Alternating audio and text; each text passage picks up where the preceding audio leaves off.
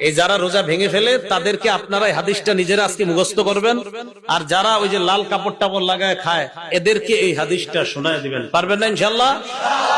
বাংলাটা মুখস্থ রাখতে পারবেন তো? শেষের অংশটা মুখস্থ রাখলে চলবে, শুধু শেষের জায়গাটা মুখস্থ রাখলে চলবে। আমি বলছি, মন দিয়ে শুনবে। রাসূলুল্লাহ সাল্লাল্লাহু আলাইহি সাল্লাম বলেন, আমি ঘুমিয়ে আছি, দুই ব্যক্তি আমার কাছে আসছে।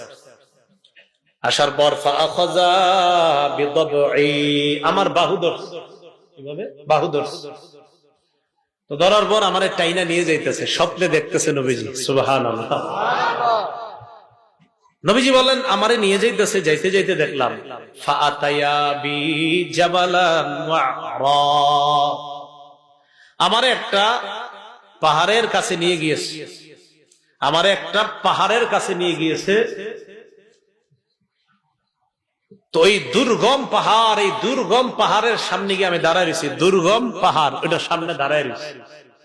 নবীজিরে নিয়ে গেছে কয়জন? দুইজন। এইভাবে মনে করেন দুইজন রাসূলরে এইভাবে দুই বাহুতে ধইরা দুইজন নিয়ে গেছে। তা আপনি সামনে এলেন না, দেয়ালে সুন্দর হইতো, আচ্ছা আইছেন না, সমস্যা নেই। মানে দুইজন দুই দিক দিয়ে ধরছে, আপনি ধরে নিতে পারেন এইরকম, এরকম ধরে নিয়ে গেছে। বুঝছেন সবাই? এরকম। তো আমাকে যখন ওই দুর্গম পাহাড়ের কাছে নিচে আমি দাঁড়ায় রইলাম, ফাকালা, দুইজন আমাকে বললেন, ইসআদ, এই পাহাড়ের উপর উঠেন। তা আমি জবাব দিলাম, লা উতিকুহু, না না আমি পারবো না, এই দুর্গম পাহাড়ে, এই পাহাড়ে কে উঠবে, আমি পারবো না। নবীজি বলেন, ওই দুইজন নবীজিকে বললেন, সানুসাহিলুহু লাকা, আপনি টেনশন করেন না, পাহাড়ে ওঠা আমরা দুইজন আপনার জন্য সহজ করে দিব। রাসূলুল্লাহ সাল্লাল্লাহু আলাইহি সাল্লাম বলেন, আমি ঘুমিয়েছিলাম, স্বপ্নে দুই ব্যক্তি আমার কাছে এসেছে, আমার দুই বাহু ধরে আমাকে টেনে নিয়ে গেছে, দুর্গম একটা পাহাড়ের কাছে আনছে। ওই পাহাড়ের কাছে যাওয়ার পর আমি পাহাড়ের সামনে দাঁড়িয়ে রইলাম। আমাকে ওই দুইজন বললেন, আপনি পাহাড়ে ওঠেন। আমি বললাম, আমি উঠতে পারবো না। তারা দুইজন আমাকে বললেন, আমরা এই পাহাড়ে যেন আপনি উঠতে পারেন, এই ওঠাটা আমরা আপনার জন্য সহজ করে দিব, আমরা সাপোর্ট দিব, আপনি ওঠেন। রাসূলুল্লাহ সাল্লাল্লাহু আলাইহি সাল্লাম বলেন, ফাসাইতু, আমি পাহাড়ে উঠলাম। পাহাড়ে ওঠার পর আমি দেখলাম, ইদান বিআসওয়াতিন শাদীদা, প্রচন্ড আওয়াজ আমার কানে আসতেছে। কোথায় উঠাই আওয়াজ পাইছে? পাহাড়ের উপরে। রাসূলুল্লাহ সাল্লাল্লাহু আলাইহি সাল্লাম বলেন, হাত্তা ইদা কুনতু ফি সাওয়াইল জাবাল, যখন পাহাড়ের মাঝামাঝি জায়গায়, সমতল জায়গায় গেলাম, সেখানে গিয়ে ইদান বিআসওয়াতিন শাদীদা, প্রচুর আওয়াজ শুনলাম, ভয়ঙ্কর আওয়াজ, চিৎকারের আওয়াজ আমার কানে আসছে। ফাকুলতু মা হাদিহিল আসওয়াত,